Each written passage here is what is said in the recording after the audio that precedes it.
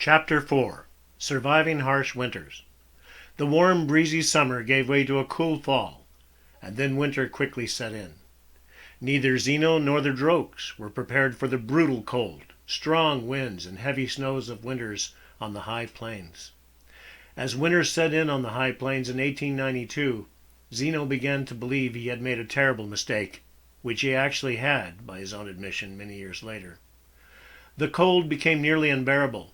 He had filled all the holes in the chinks of his simple stone enclosure with mud and hand-layered over many layers of rough-cut juniper logs as a roof. He had built it against the side of a giant boulder, limiting the wind's access. It was not enough. By mid-December, the temperature dropped down to about negative 10 degrees Fahrenheit every night. He slept in his clothes, wrapped up in 2 woolen blankets he had earned from the Drokes, and curled up on a bed of juniper boughs near the fire. To keep the fire burning so he would not freeze to death, he had to force himself to wake up every hour or so to add more wood to the fire in his makeshift fire pit in the center. Severe cold and sleep deprivation became his normal, bare, desperate existence. In such need, he thought and thought about how to improve his situation. He tried different sizes of fires, making a heavy covering out of more juniper branches, and exercises to keep his tired muscles from cramping too painfully. The best solution he was finally able to find was to build a good-sized fire right against one solid wall formed by the boulder. He had to arrange his crude roofing to make a hole for the smoke to escape through. After a period of days, the boulder began to retain and radiate the heat it had collected. He began to trust sleeping 4 or 5 hours before needing to restore the fire. Many years later, as a very old man, Zino would sometimes speak to the giant sandstone wall, as a survivor would to a rescuer, like it was his long-time friend. In Spanish, he would say things like, "You are my solid old friend. We have been through some very hard winters, eh? Yes, I like that you are always standing in silence." When Joe Gandy was born in 1923, 6th son of a 7th son, Zino was already in his mid-50s in age. He had come to know several of the new homesteaders fairly well, including Joe Gandy's parents, who started there in 1905. The Gandy's homestead lay several miles from the Rimrock. As the boy grew, he proved to be a regular lone explorer. By the time he was 10 years old, Joe discovered Zino's little crooked-fenced sheep ranch down in Chickawauk Canyon by himself while hiking.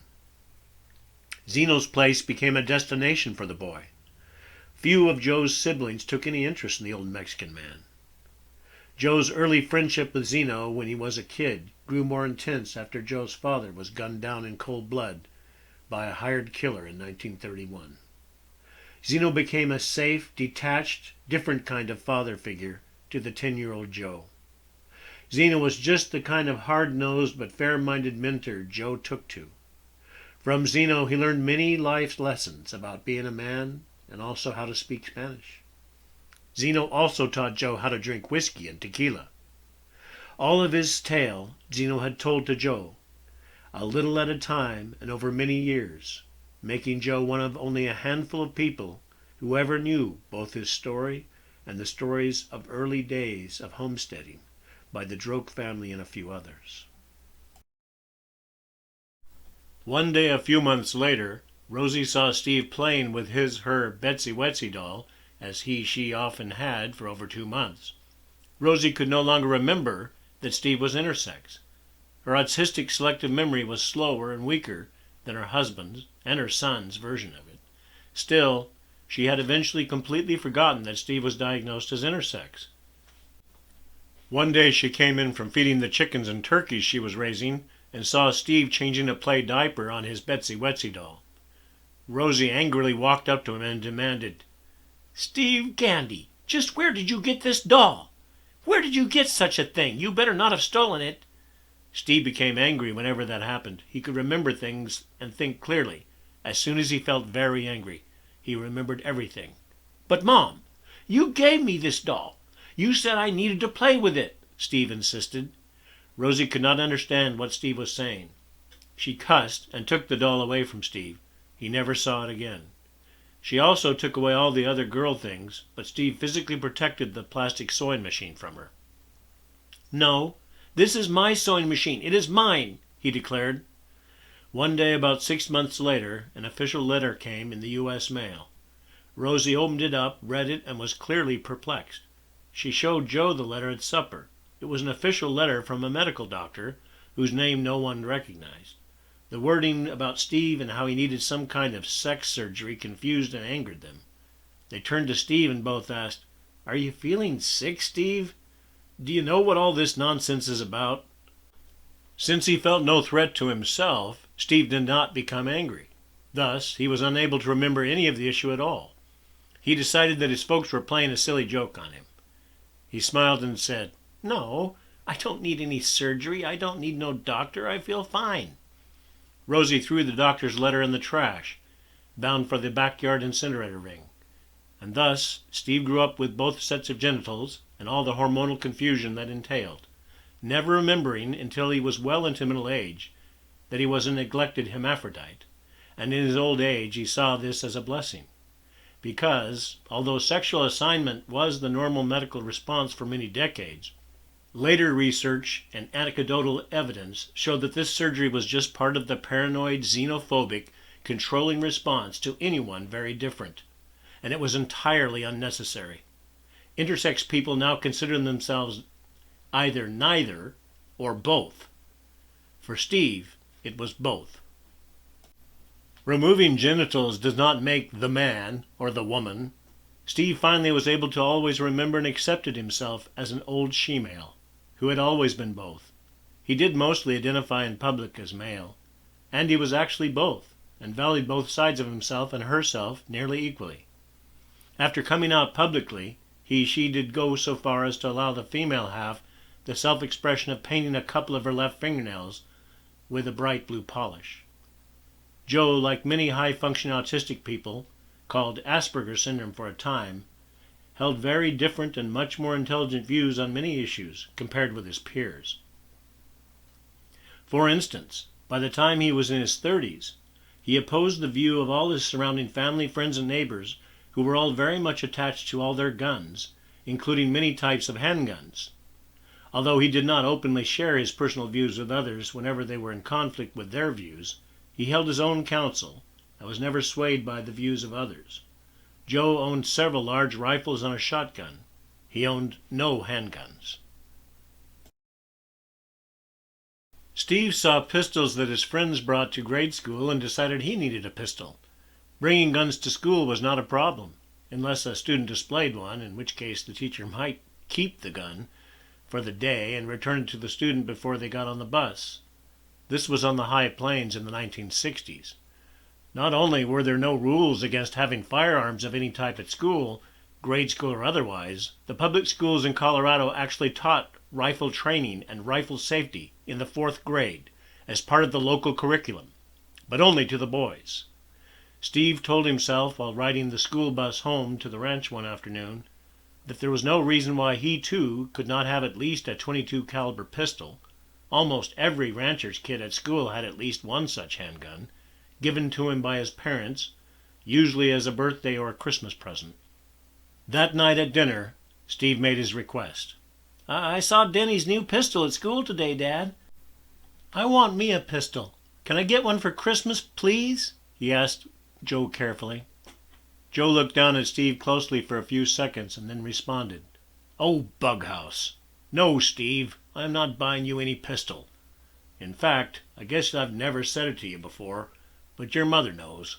I don't want any pistols in this house. Ever. Period." Joe went back to eating his dinner, the subject handled. Rosie noticed how crushed Steve looked and leaned over to him and whispered, "Your daddy doesn't like short guns, Steve, but you can ask him for something else for Christmas. Just make it something Santa Claus can bring that won't cost him too much." Steve was angry. He grouched about it a little and refused to finish his dinner, passive-aggressively sitting on his hands and frowning at his plate. Joe noticed and frowned at him.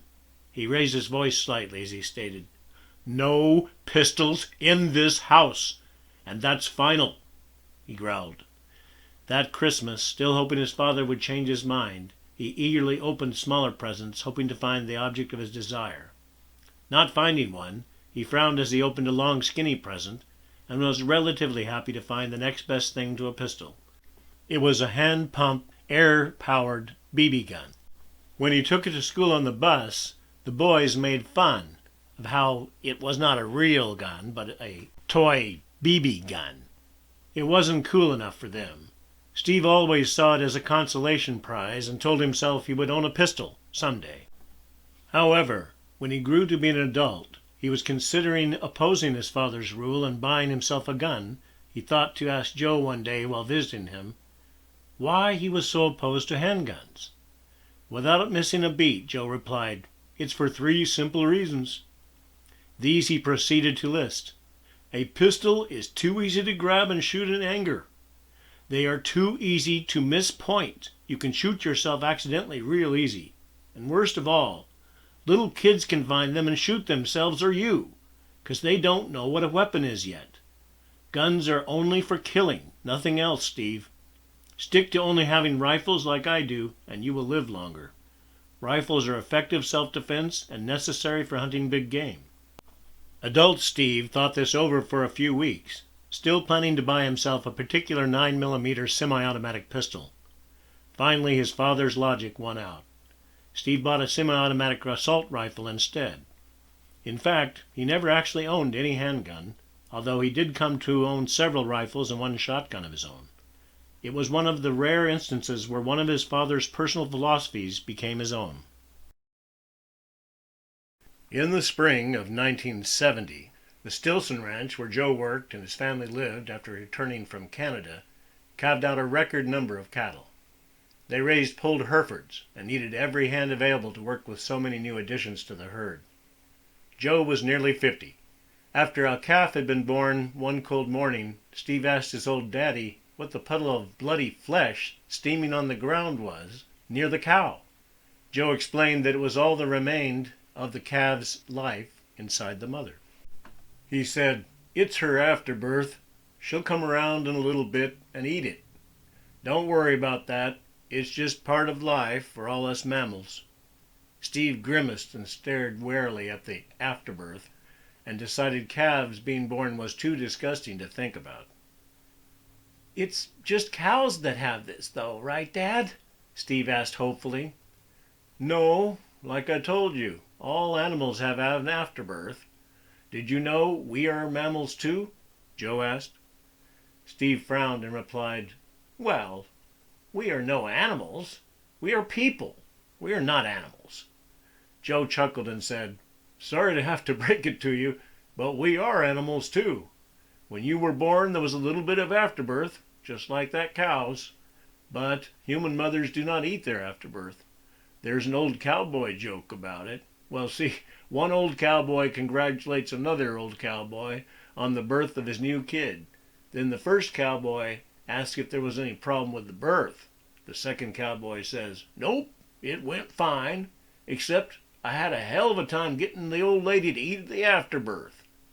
Steve just stared at Joe and said nothing. "Well, see, it's a joke, 'cause women don't eat the afterbirth," Joe explained. Steve tried hard to laugh, but the subject was abhorrent to him. Joe shook his head and said, "Well, son, it's all part of every life. You'll understand someday. And I told you about an afterbirth because I can see you're old enough to help out now. We have to start cutting and branding the calves today. You can watch and learn. Then you can start helping me with it. Your mama has breakfast ready. Let's go eat, and then you can come help old Daddy."